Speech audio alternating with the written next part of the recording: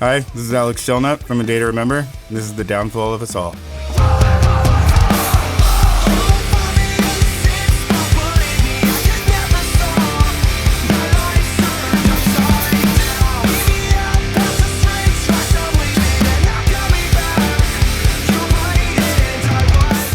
Story time with Alex. Let's go back to 2009 to Homesick. Tell us about this session and kind of how you landed on this song. So this record was obviously a blast to write and record.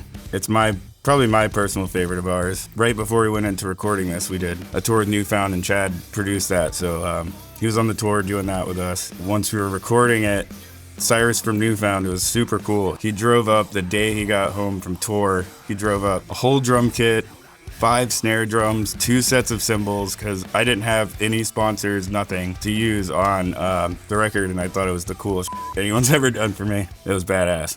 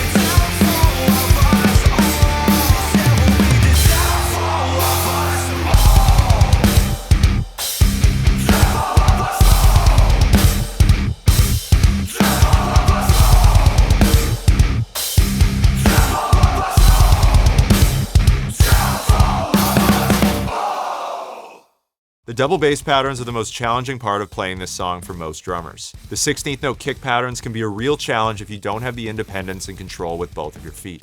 We invited one of our favorite metal YouTubers, 66 Samus, to create a course to help you go from zero to playing some pretty serious double kick in just 30 days. It's all you need to practice for a month straight, and you can try your first week free on the brand new Musora app. Starting with the intro, tell us about right when the drums come in. So when the drums come in, obviously it's pretty straightforward, following the acapella. Let's go!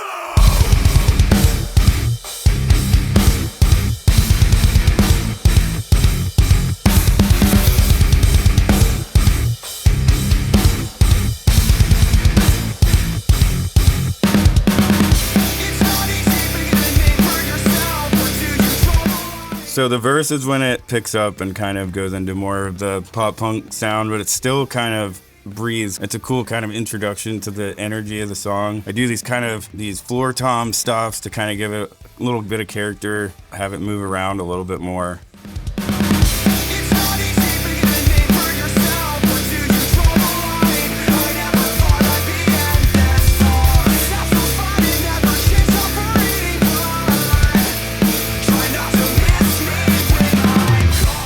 Then we get to the pre-chorus where we go halftime. And there's that little riff kind of at the end that I think you're matching with the guitars.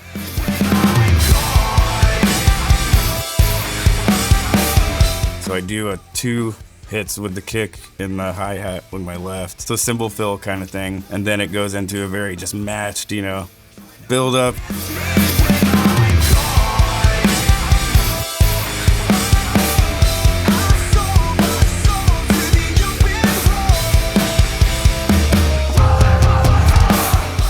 Just a cool way to kind of break it up from the fast to, a little lull there, bring you back into the chorus.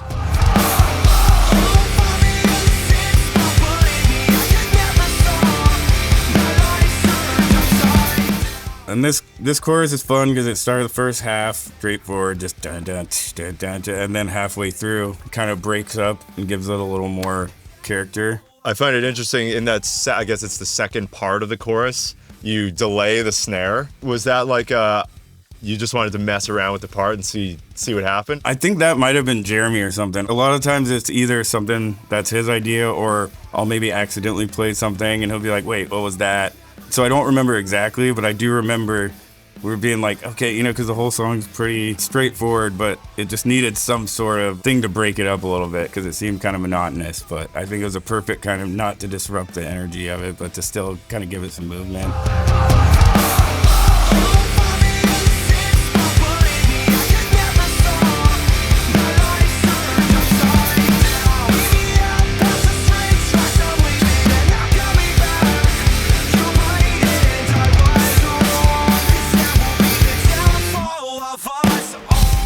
And tell us about the music video for this one. Yeah, we shot this music video in Ocala at a skate park that doesn't exist anymore, sadly, called The Park. We kind of threw it together pretty last minute in the scheme of things, but we posted online. I don't know if we advertised it as a show or a video or whatever, but way more people came than we thought. We had these people make us these cool ADTR signs with light bulbs and stuff. That was a really cool video. We had a lot of our friends and family there, and I think people liked the video. It was just a fun time. Kind of match the vibe of the song.